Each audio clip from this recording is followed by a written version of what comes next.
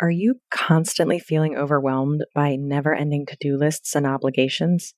Does it seem like there's just not enough time in the day to get everything done, let alone pursue anything new and scary like entrepreneurship? If so, this episode has a few solutions you've been desperately needing. Get ready to take back control of your schedule and start making space to build the life you truly want.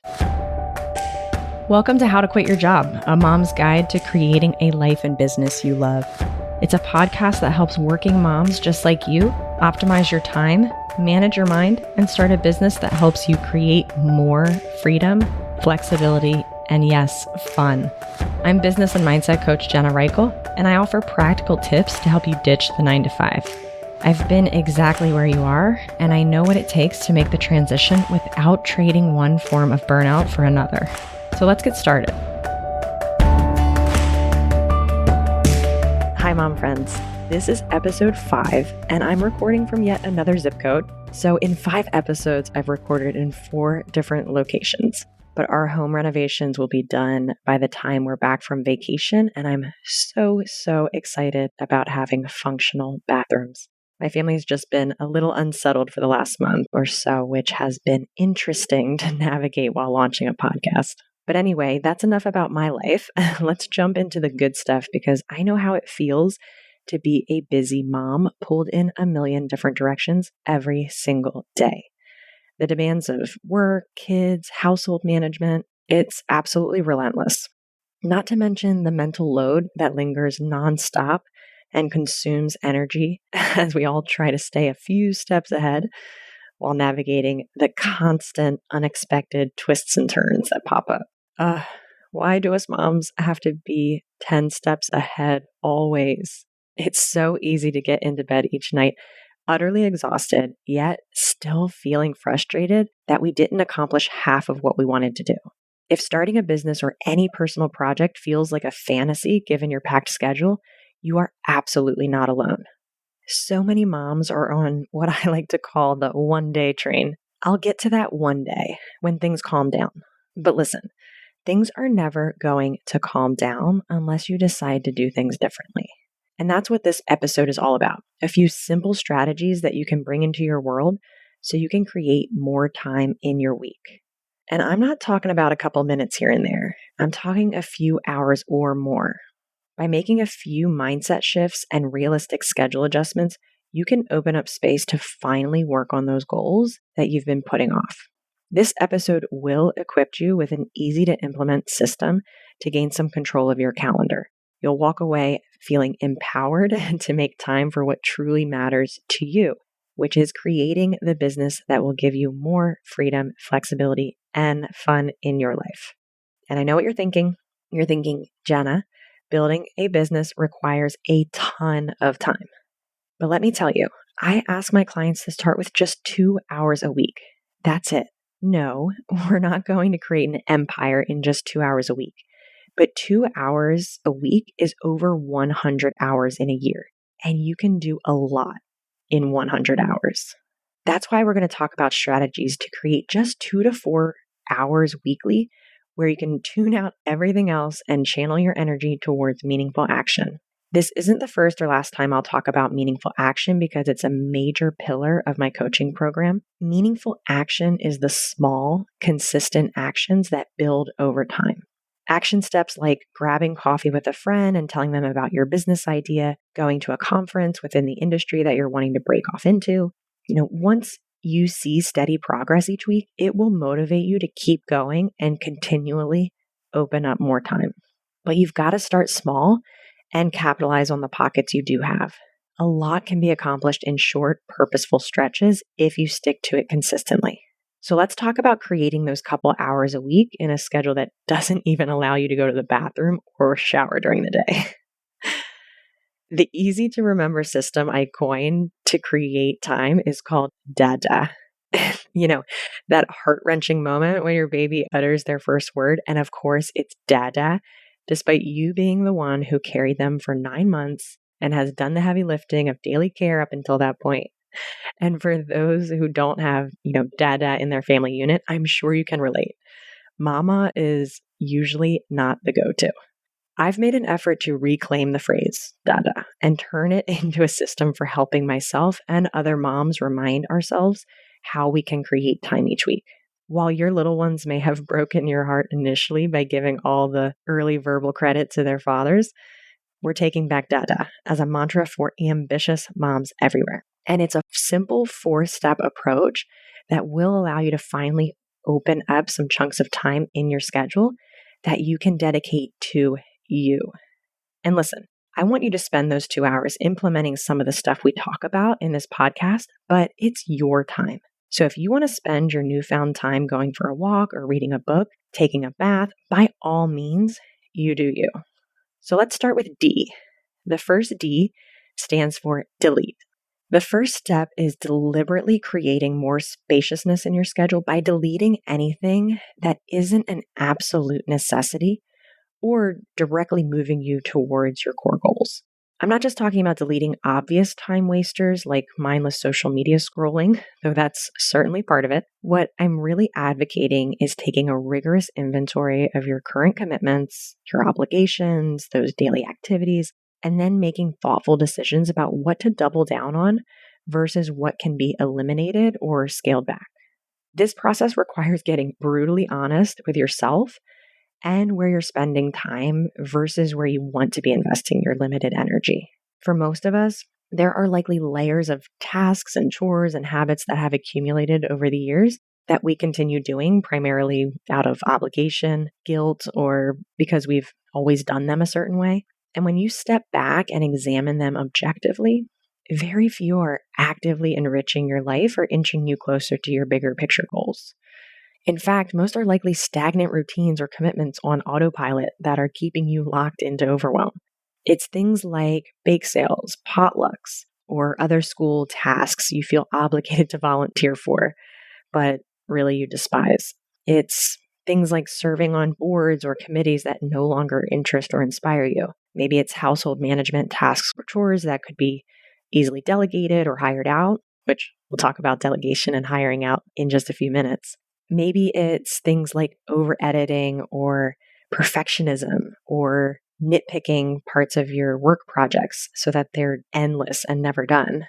Maybe it's things like compulsive phone or social media checking or overcommitting to groups for your kids or activities for your kids that they've outgrown interest in. The list goes on and on. The common thread is these are not essential, happiness-giving, or deeply meaningful tasks. At best, you feel meh about them. At worst, they drain you and cause anxiety, resentment, and overwhelm. Deleting these inessential and negative obligation tasks creates time and mental freedom for what does light you up. But of course, our minds often create mental drama around the very notion of deletion. We wonder what so-and-so will think if we stop volunteering, or if it means we're a bad mom or employee or friend if we resign from a committee. Our deep-rooted fears of being perceived as selfish, rude, or incompetent can make it very difficult to let go. I and almost every single mom I work with has a little people pleaser in them that we need to learn to break through if we're going to create a life and business we love. Hey moms, just jumping in real quick. If what I'm sharing resonates with you and you're ready to make real changes in your life, I'd love to support you. Through my one-on-one coaching program, I help moms just like you create the strategy and accountability needed to build a business and life you love. Ready to explore what's possible? The link to apply for a free strategy session is in the show notes. And if you're not quite ready for coaching, please join our free Mom Entrepreneur Circle, a community of moms who get it. All the links are waiting for you in the show notes. Go to jenna.coach/episode number to check it out. Now, let's get back to today's episode. This is where mindset work comes in. We have to reframe situations where we're doing things solely out of obligation or to meet some societal expectation that is forever a moving target about how we should spend our time, right? If an activity, commitment, or habit is detracting from your ability to thrive and show up fully for yourself, then it's perfectly okay to give it a respectful deletion. In fact, it's admirable and shows a huge level of self-awareness that you can identify obligations or burdens that no longer serve you and remove them. With practice, you can become highly discerning about where you're dedicating your time and mental energy, and you'll gain confidence in your ability to assess priorities versus distractions without guilt, which is key. So I want you to really think and grab a pen and paper. As you know, I like turning audio into action, right? So what activities, commitments, or habits are you currently engaging in that maybe you genuinely dislike or dread, don't align with your core values and priorities, or maybe activities or habits that leave you feeling resentful, frustrated, or depleted? Write them all down. I'm giving you permission to politely decline participation in anything that doesn't light you up or actively move you towards your goals. No more saying yes out of lifelong people-pleasing habits or misguided notions that you should be able to do it all. Obligations that no longer serve you can be deleted without guilt. It may cause a few ruffled feathers initially, but your time and energy are too precious to waste on things you resent.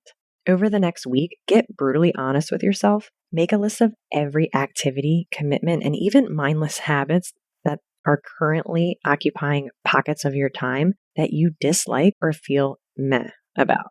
Next to each one, note how many hours it's consuming per week, then start crossing off, yes, deleting any that are not an absolute necessity or priority. Deletion is the easiest way to gain back a few hours in your week.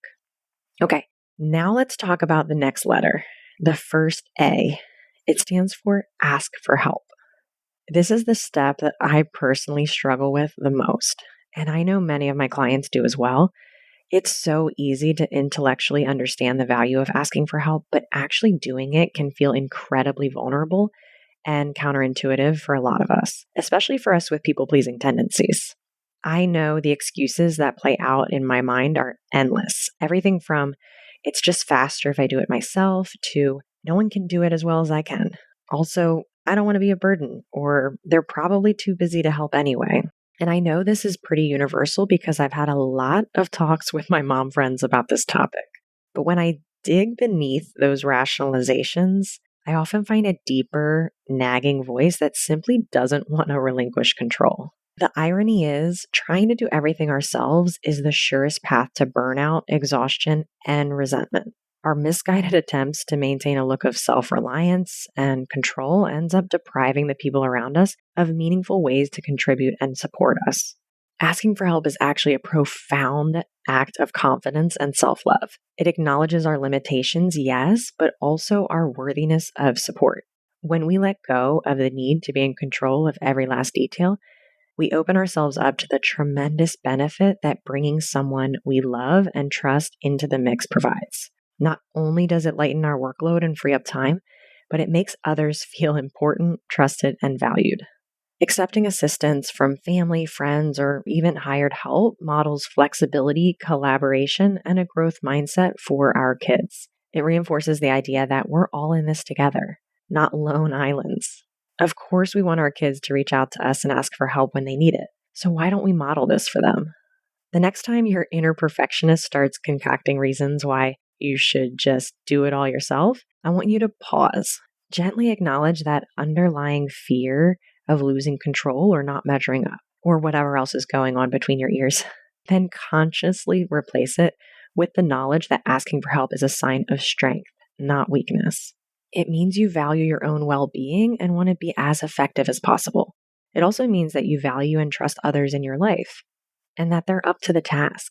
And yes, the reality is that kids may not get all the proper nutrients at grandma and grandpa's, or they may not follow the sleep schedule, which don't even get me started on anybody trying to get my kid off of his sleep schedule. But that's why I told you at the beginning that this is my biggest area of opportunity. We have to let go of things needing to be done exactly how we do them. Our kiddos will benefit from the resilience that comes with new approaches and people. Start small, and if it feels uncomfortable, maybe just ask your partner to take one thing off your plate this week, or recruit a friend to do a weekly grocery run with you. The more you work this muscle, the easier it will become. The more you practice requesting support, the more comfortable it becomes. You'll realize people genuinely want to pitch in and help out. Your homework for this week is to find just one thing to ask for help with. Challenge yourself to ask for help on at least one task, big or small. It could be asking a friend or family to pick up the kids, have your partner pack the diaper bag, or recruit a neighbor to host a play date. Get comfortable vocalizing, "Can you help me with blank?" Notice how it lightens your load and creates space for what matters most. Let me know how you flex this muscle. I love, love, love hearing new ideas with where and how to ask for help. Like I said, this is where I need to do the most homework. Okay, so we've got delete and we've got ask for help as the first two steps in this process. Let's move on to the second D. It stands for delegate. Sometimes asking for one-off help isn't enough. You need an official reassignment of responsibilities. This is where the art of delegation comes in. Look at your current workload objectively. What tasks or duties are you spending excessive time on that you dislike, aren't skilled at, or could easily hand off to someone else? Sometimes it's unrealistic to delete something. We don't like cleaning the house, but Child Protective Services may be called if we delete some of those chores from our task list. We can ask people for one-off help with certain tasks, but since it's a cyclical chore, it means that we're constantly spending time and energy figuring out who we can ask for help. Sometimes it's a job for delegation, assigning a task to somebody more officially. With the household cleaning example, maybe it's assigning certain chores to a partner or kid, if they're old enough, right? Maybe certain people in the family are in charge of certain rooms. Delegation can also be hiring help. We started working with a fantastic cleaning team shortly before Adley was born, knowing that cleaning was neither my husband or my strong suit, and ultimately it just wouldn't get done on a regular basis if it were up to us. And we knew that wasn't a great environment for a kid who would be constantly putting things from the floor into his mouth. It's literally the best money we spend each month to have a team come every 3 weeks. Every 3 weeks is what made sense for our budget, and I can't express how delighted we are every time they come.